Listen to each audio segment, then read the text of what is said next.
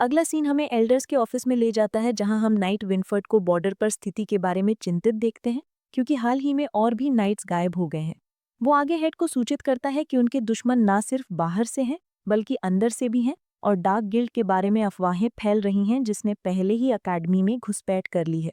जबकि head Elder साफ करता है कि वो अब अफवाह ही नहीं बल्कि वो सच में हो चुकी है। वह आगे सलाह देता है कि उन्हें कम से कम स्टूडेंट्स को अलर्ट करना चाहिए। जबकि वो हेड से सहमत होता है, वो घोषणा करता है कि कुछ जरूरी है और विनफर्ड से उन 5 लाल बालों वाले बच्चों को लाने को कहता है क्योंकि उन्हें उनके बुलावे के बारे में सूचित करना चाहिए। उसके बाद हम रे को छत पर बैठे देखते हैं जब वो अपने ऑरा को कन्वर्ज करने की कोशिश करता है। हमें पता चलता है कि उसने अपने ऑरा को अपने शरीर में कन्वर्ज करने की कोशिश की है, लेकिन यह उसके लिए कभी काम नहीं किया क्योंकि भारी बारिश हो रही लगती है। अपना बंदा सोचता है कि उसे दिन के लिए रुक जाना चाहिए। हालांकि उसी पल वो कुछ संदिग्ध लोगों को अकेडमी के आसपास चुपके से घूमते हुए देखता है। उसे एहसास होता है कि वो लोग एक घात लगाने की प्लानिंग कर रहे हैं जब वो अपने निशाने को नजर में देखते हैं।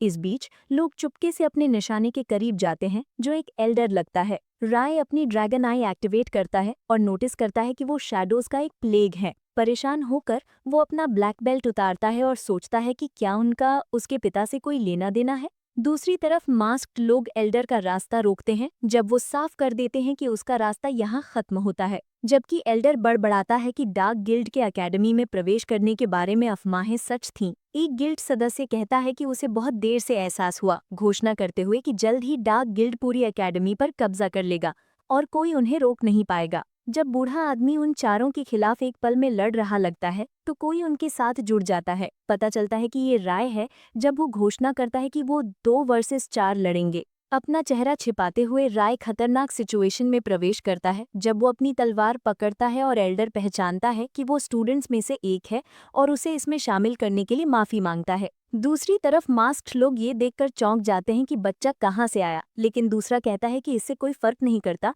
क्योंकि वो दोनों मरने वाले हैं। जबकि बूढ़ा आदमी लड़ने के लिए तैयार होता है और जादू का इस्तेमाल करता है। वो राय से उसे 2 लोगों को व्यस्त रखने में मदद करने को कहता है। जब राय 2 सदस्यों से उलझता है तो वो अनुमान लगाता है कि बूढ़े आदमी का की अनोखा है और नोटिस करता है कि शैडो बीस्ट्स की चेतना बरकरार है। वो हमले से बचता है और पीछे से अपनी तलवार मारने की प्लानिंग करता है, लेकिन दूसरा सदस्य बीच में आ जाता है। जब एक गिल्ड सदस्य जादू कास्ट करता है, राय पीछे झुक जाता है और उन्हें तुरंत एहसास होता है कि उसे की का इस्तेमाल करना नहीं आता। निष्कर्ष निकलते हुए कि वो एक अनुभवी नहीं है। ये सोचते हुए कि उन्होंने उसे पकड़ लिया है, वो तलवार अपने मुंह में रखता है और गिल्ड सदस्य उसे देखकर कंफ्यूज हो जाते हैं। वो उसे मारने का फैसला करते हैं और राय की तरफ कूदते हैं, लेकिन वो हमलों से बचता रहता है जिससे शैडो सोचने पर मजबूर हो जाते हैं कि इस बच्चे की मूवमेंट्स अजीब हैं। राय का ट्रैक खोते हुए जब वो उसे पकड़ने में फेल हो जाते हैं, वो लाल बालों वाले लड़के को ढूंढते हैं और अपने 2 सदस्यों को मजबूत बूढ़े आदमी द्वारा मारे हुए देखते हैं। एल्डर 2 दूसरे सदस्यों को लड़ाई जारी रखने को कहता है क्योंकि वो देखना चाहता है कि वो बच्चा क्या कर सकता है। जब गिल्ड सदस्य फंसे हुए लगते हैं तो वो अपनी गुप्त शक्ति का इस्तेमाल करने के बारे में सोचते हैं, लेकिन उससे पहले वो लाल बालों वाले बच्चे से निपटने का फैसला करते हैं। इस बीच राय सब कुछ ऊपर से देखता है और सोचता है कि एल्डर को शुरू से उसकी मदद की जरूरत नहीं थी। ये विश्वास करते हुए कि उसे लड़ने का मौका मिला है, वो पीछे से शैडोज की तरफ कूदता है। जबकि रे उन्हें एक मुश्किल समय देता है क्योंकि वो उसे पकड़ नहीं पाते, वो आखिरकार उसे फंसा लेते हैं। जब अपने बंदे के पास बाहर निकलने का कोई रास्ता नहीं लगता तो एल्डर उसे बुलाता है और राय को उस आदमी का हाथ पकड़ने और अपनी तरफ खींचने का आदेश देता है। बूढ़ा आदमी फिर राय को पीछे मुड़ने और मोमेंटम का इस्तेमाल करके उसे ऊपर फेंकने का निर्देश देता है। लाल बालों वाला लड़का फिर उसके निर्देशों का पालन करता है और उस आदमी को बूढ़े आदमी की दिशा में फेंक देता है। एल्डर फिर ची के साथ एक शक्तिशाली मुक्का मारता है और शैडो आदमी दूर चला जाता है जब एक विस्फोट होता है। उस आदमी को विस्फोट होते देखकर राय सोचता है कि एल्डर कितना मजबूत है और उसी पल नाइट्स सीन पर पहुंच जाते हैं। जबकि एक आखिरी गिल्ड सदस्य भागने की कोशिश करता है, अपना बंदा उसके पीछे जाता है, लेकिन एल्डर उसे रोकता है और कहता है कि किसी के पीछे न जाए जो अपनी रस्सी के अंत में है। इस बीच नाइट्स आते हैं और राय इतने सालों बाद एक नई क्षमता हासिल करता है। नाइट्स सुनिश्चित करते हैं कि एल्डर बिल्कुल ठीक है और बूढ़ा आदमी उन्हें चिंता न करने का आश्वासन देता है, सूचित करते हुए कि एक सदस्य भाग गया है, इसलिए अगर वो चाहें तो उसका पीछा कर सकते हैं। इस बीच नाइट्स उसे गिल्ड सदस्य का पीछा करते हैं। एल्डर राय की उसकी मदद के लिए तारीफ करता है और उसे एक प्रतिभाशाली स्टूडेंट कहता है। उत्सुक होकर रई बूढ़े आदमी से पूछता है कि गिल्ड सदस्यों ने उस पर हमला क्यों किया, लेकिन एल्डर उसके सवाल को टाल देता है।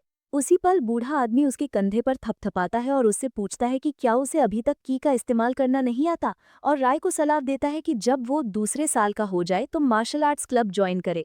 उसके बाद जैसे ही एल्डर की का इस्तेमाल करके चला जाता है और हवा की तरह गायब हो जाता है, अपना बंदा हैरान रह जाता है और सोचता है कि वो एक अजीब बूढ़ा आदमी है। अगला सीन हमें हेड एल्डर के ऑफिस में ले जाता है जहां विनफर्ड राय का इंतजार कर रहा लगता है। जब राय पहुंचता है, विनफर्ड हेड एल्डर के उसे बुलाने के बारे में सूचित करता है, जिससे अपना बंदा सोचने पर मजबूर हो जाता है कि क्या वो इतनी जल्दी पकड़ गया। पता चलता है कि विनफर्ड सभी लाल बालों वाले बच्चों को बुलाता है, जिसमें इयान, काइल, स्लोथ, बैजर और राय शामिल हैं। जबकि बच्चे अधीर लगते हैं और अनुमान लगाते हैं कि एल्डर के पास उनके लिए एक स्पेशल मिशन है। हेड एल्डर सीधे पॉइंट्स पर आता है और उन्हें बुलाने का कारण बताता है, क्योंकि भविष्यवाणी के कारण। बूढ़ा आदमी खुलासा करता है कि 10 साल पहले स्वर्ग से एक भविष्यवाणी हुई थी जो अनुमान लगाती थी कि उनकी भूमि को नष्ट होने के कगार से एक लाल बालों वाला लड़का बचाएगा। ये सुनकर काइल अनुमान लगाता है कि ये उनमें से एक हो सकता है, लेकिन एल्डर बताता है कि उन्होंने 10 लाल बालों वाले बच्चे ढूंढे हैं जो इस विवरण में फिट बैठते हैं, जिससे राय पहले से ज्यादा हैरान हो जाता है। दूसरे 5 बच्चों के बारे में पूछने पर एल्डर बताता है कि दूसरे 5 बच्चों में जादू के लिए एप्टीट्यूड है, इसलिए वो रोलैंड एकेडमी में पढ़ रहे हैं। जैसे ही राय ये सुनता है, उसे एमी की याद आती है जो वहां भी पढ़ रही है, और सोचता है कि वो पहले से उन लोगों के बारे में जानती है। जबकि काइल और दूसरे रेडहेड्स दुनिया को बचाने के बारे में उत्साहित लगते हैं, हेड एल्डर भविष्यवाणी बताना जारी रखता है। वो बताता है कि अतीत में 5 ड्रैगन नाइट्स ने उनकी भूमि को खतरे से बचाया, शैडोज को हराया और एवियन नाइट एकेडमी की स्थापना की। अनमोल विरासत पीछे छोड़कर हेड एल्डर उन्हें विरासत की रक्षा करने की एक बड़ी जिम्मेदारी देता है और उन्हें बेसिक और स्पेशल ट्रेनिंग के अलावा और भी ट्रेनिंग प्राप्त करने के बारे में सूचित करता है। 5 लाल बालों वाले बच्चों से एवरी एकेडमी के ड्रैगन नाइट्स की नई पीढ़ी बनने की उम्मीद की जाती है। जब वो ऑफिस से निकलते हैं तो काइल और एक जुड़वा उद्धारक बनने के बारे में खुश महसूस करते हैं, जबकि रे इयान से पूछता है कि क्या उसके बाल हमेशा से लाल थे।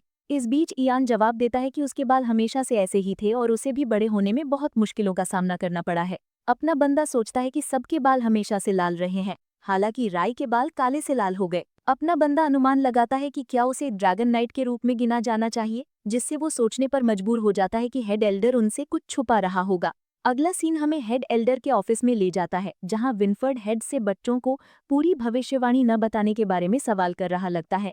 हेड उसे आश्वासन देता है कि बच्चों के कंधों पर पहले से ही काफी बोझ है, इसलिए उन्हें चीजें तब बतानी चाहिए जब वो तैयार हों, और नाइट अनिच्छा से उससे सहमत हो जाता है। सीन फिर रे पर पलट जाता है, जो ड्रैगन नाइट्स के बारे में खोज करना शुरू कर देता है। लड़का बताता है कि कुछ लोग अभी भी ड्रैगन्स को बुराई का प्रतीक मानते थे, जबकि कुछ विश्वास नहीं करते थे कि ये जीव कभी अस्तित्व में थे। एक अल्पसंख्यक अभी भी विश्वास करती थी कि ड्रैगन इस लैंड के रक्षक थे, क्योंकि पास्ट में दुनिया शैडोज से पीड़ित नहीं थी। जैसे ही उसने नाइट्स के बारे में और पढ़ा, एक किताब ने उसका खास ध्यान खींचा, क्योंकि इसमें भगवान के मार्गदर्शन का जिक्र था। जबकि भगवान के बारे में लिखी गई किताबें इंसानों के लिए वर्जित हैं, राय को कुछ भी काम का नहीं मिला और वो जवाब ढूंढने के लिए एक पुजारी के पास जाता है। हमें पता चलता है कि सर के साथ उनकी स्पेशल ट्रेनिंग के साथ वो ड्रैगन नाइट्स बनने के लिए विनफर्ड के तहत एक्स्ट्रा ट्रेनिंग भी लेते हैं। जब ट्रेनिंग जारी रहती है, अपना बंदा सोचता है कि अगर ये रात की ट्रेनिंग नहीं होती तो वो तुरंत भगवान से बातचीत करने चला जाता और उससे पूछता कि उसने उसे इंसान क्यों बनाया। अपना बंदा फिर बताता है कि उसकी ट्रेनिंग के साथ 1 साल बीत गया है और उसने शिकार सेशंस के लिए भी समय निकालने में कामयाबी हासिल की है, आगे कहते हुए कि कल उनकी दूसरे साल की ट्रेनिंग का पहला दिन होगा। वर्तमान में वापस आते हुए जब रे सो रहा लगता है, वो एक आवाज सुनता है और गैरी को एक बुरा सपना देखते हुए देखता है। जब वो कांपता है, जब गैरी अपनी आंखें खोलता है तो वो रे को अपने सामने खड़ा देखकर डर जाता है और उसे सोने जाने को कहता है, क्योंकि सुबह उनका एक समारोह है। ये आश्वासन देते हुए कि वो ठीक है, अपना बंदा उत्सुक हो जाता है और सोचता है कि उसने कैसा बुरा सपना देखा था जिसने उसे इतना डरा दिया। अगले दिन जबकि गैरी को एक नींद रहित रात हुई लगती है और राय उसके बारे में चिंतित हो जाता है, उन्हें सिल्विया नमस्ते करती है, जो उनसे पूछती है कि क्या उन्होंने एक क्लब चुना है जिसे वो ज्वाइन करना चाहते हैं। जब अपने बंदे को क्लब्स के बारे में कोई आइडिया नहीं होता तो सिल्विया चिढ़कर उसे ध्यान देने को कहती है और बताती है कि सभी दूसरे साल के स्टूडेंट्स को एक क्लब चुनना होगा जिसे ज्वाइन करना है और वहां ट्रेन करना है। इस बीच सिल्विया मेडिक क्लब ज्वाइन करने का फैसला करती है और गैरी ने पहले ही स्वॉर्ड्समैनशिप क्लब चुन लिया है। अपना बंदा थोड़ा अकेला महसूस करता है, लेकिन फिर उसे किसी की याद आती है जिसने उसे क्लब ज्वाइन करने को कहा था। उसे याद आता है कि बूढ़े आदमी ने उसे मार्शल आर्ट्स क्लब ज्वाइन करने का सुझाव दिया था। वैसे भी ज्वाइन करने के लिए कोई क्लब ना होने के कारण राय इसे एक ट्राई देने का फैसला करता है और उस समय का इस्तेमाल बीस्ट्स का शिकार करने की प्लानिंग करता है अगर उसे वो क्लब बोरिंग लगता है। हमें पता चलता है कि राय ने नई क्षमता हासिल करने के बाद उसे पता चला कि उसके पास कोई मैना नहीं था। यही कारण है कि वो इतने सालों पहले असेसमेंट में फेल हो गया था। अपना बंदा फिर उम्मीद करता है कि जब वो इंटरमीडिएट बीस्ट क्रिस्टल्स अब्जॉर्ब करना शुरू करेगा तो चीजें बदल जाएंगी। लेकिन वो सेबेस्टियन के खिलाफ जीतने के बाद आज़ादी से काम नहीं कर पाया है क्योंकि बहुत से लोग उस पर नजर रखे हुए हैं। जबकि वो सोचता है कि वो वर्तमान में 10th रैंक पर है और उसे कुछ लड़ाइयों से हार माननी पड़ेगी। रे मार्शल आर्ट्स क्लब का रास्ता ढूंढ लेता है और काफी हैरान होता है जब वो एक ऐसी जगह पहुंचता है जो बहुत दूर और सुनसान लगती है। प्रवेश द्वार पर किसी को ना देखकर वो अंदर जाने का फैसला करता है और सोचता है कि क्या इस खस्ताहाल जगह में कोई मार्शल आर्ट क्लब है। रे किसी को ढूंढने के लिए पुकारता है और अंदर किसी को बैठे हुए पाता है। वो उस आदमी के पास जाता है और नोटिस करता है कि कोई प्रतिक्रिया नहीं है और वो उसकी उपस्थिति को भी महसूस नहीं कर सकता। ये मानकर कि वो मर गया है, जैसे ही रे बूढ़े आदमी के कंधे पर थपथपाता है, बूढ़ा आदमी उसका हाथ पकड़ लेता है और उसे जोर से जमीन पर पटक देता है। जबकि बूढ़ा आदमी गुस्से से उबलता है और कहता है, तेरी हिम्मत कैसे हुई इस जगह प्रवेश करने की। राय साफ करता है कि वो यहाँ मार्शल आर्ट क्लब ज्वाइन करने आया था क्योंकि उसने उसे यहाँ बुलाया था। ये सुनकर बूढ़ा आदमी शांत हो जाता है और समझता है कि वो लाल बालों वाला स्टूडेंट है जिसने उस दिन उसकी मदद की थी। पता चलता है कि ये एल्डर है और वो रे को थपथपाने लगता है। अपना बेचारा लड़का बूढ़े आदमी से पूछता है कि उसने बिना जाने कि वो यहाँ क्यों आया, अजनबी पर हमला क्यों किया, क्योंकि वो आज लगभग मर ही गया था। बूढ़ा आदमी उससे माफी मांगता है और कहता है कि हाल ही में यहाँ बहुत सारे अजीब लोग आ रहे हैं, इसलिए वो थोड़ा चिंतित है। बूढ़ा आदमी खुश हो जाता है क्योंकि राय ने उसकी सलाह मानी और क्लब ज्वाइन किया, बताते हुए कि वो उसका स्टूडेंट होगा। जैसे ही अपना बंदा ये सुनता है उसे विश्वास नहीं होता और सोचता है कि बूढ़े आदमी ने उसे क्लब ज्वाइन करने के लिए धोखा दिया है। फंसा हुआ महसूस करते हुए राय सोचता है कि अगर ये 1-on-1 है तो वो कैसे भागेगा। बूढ़ा आदमी राय को बेसिक से शुरू करने का निर्देश देता है क्योंकि जब वो पहली बार मिले थे तो उसे ची का इस्तेमाल करना नहीं आता था। जबकि वो ची अटैक्स के बारे में समझाते रहते हैं, अपना बंदा निष्कर्ष निकालता है कि ये क्लब साफ तौर पर हारने वाली साइड पर है क्योंकि किसी ने उसे ज्वाइन नहीं किया। लेकिन बूढ़ा आदमी उसे आश्वासन देता है कि वो लोग मार्शल आर्ट्स नहीं समझते और एक बार जब वो राय को सब कुछ सिखा देगा तो उसे पता चलेगा कि उसके हाथ उसके सबसे अच्छे हथियार हैं। उसी पल रे उससे पहले उस पर हमला करने वाले लोगों के बारे में पूछता है, जिस पर एल्डर जवाब देता है कि वो डार्क गिल्ड से थे। कहता है कि वो उनके बारे में दूसरे साल में सीखेगा। एल्डर बताता है कि डार्क गिल्ड एक संगठन है जो अलियोर किंगडम को नीचे गिराना चाहता है। वो आगे बताता है कि उनका नेता अतीत में एवरियन नाइट अकेडमी का एक हायर अप था और उन्होंने अकेडमी से निकाले जाने के बाद इस संगठन का निर्माण किया। ये याद करते हुए कि उनका ऑरा डार्क गिल्ड के समान था, राय उससे पूछता है कि क्या वो लोग खतरनाक है। तो एल्डर उसे सच बताने का फैसला करता है क्योंकि उस पर उसका एक एहसान है और कहता है कि उन गिल्ड सदस्यों ने उसे मरने के लिए चाहा था क्योंकि वो अकेडमी के 6 एल्डर्स में से एक है। एल्डरवॉन फिर अपनी शर्ट उतारता है और अपने मसल्स दिखाता है। कहता है कि वो शायद बूढ़ा हो लेकिन उसे अपने मसल्स पर विश्वास है। ये मानकर कि रे उसकी भविष्यवाणी के बारे में जानता है, अपना बंदा अपनी पूरी ताकत दिखाने का फैसला करता है। जब वॉन उसे अपनी पूरी ताकत दिखाने का आदेश देता है, तभी अपना बंदा बूढ़े आदमी को पूरी ताकत से मुक्का मारता है। जैसे ही उसके हाथ उसके मैस्कुलिन शरीर से टकराते हैं, अपना बंदा सोचता है कि ये सख्त है, बिल्कुल एक मेटल बोर्ड पर मारने जैसा। जबकि अपने बंदे का हाथ लगभग चकनाचूर हो जाता है। वॉन उसे पूछता है कि क्या उसने उस अटैक में ची का इस्तेमाल किया। हाथ फूंकते हुए वो मना कर देता है और बूढ़ा आदमी उत्साह से उसे कहता है कि वो एक सांड से भी मजबूत है और एक बार जब वो ची को समझ लेगा तो वो आसमान में उड़ेगा। ये चापलूसी सुनकर अपना बंदा सोचता है कि क्या ये बूढ़ा आदमी भरोसेमंद भी है। वॉन गर्व से उसके कंधे पर थपथपाता है, कहता है कि उन्हें शुरू करना चाहिए। कहता है कि उसने अभी तक शामिल होने के लिए हाँ नहीं कहा। राय घबरा जाता है और सोचता है कि अब वापस जाने का कोई रास्ता नहीं है। अगला सीन हमें ट्रेनिंग पर ले जाता है जहां वॉन रे को ची एल्डर के बारे में सिखा रहा लगता है। वैन बताता है कि ची सिर्फ सांस लेने से पैदा हो सकती है और कुछ चीज उसके शरीर में ट्रांसफर करता है।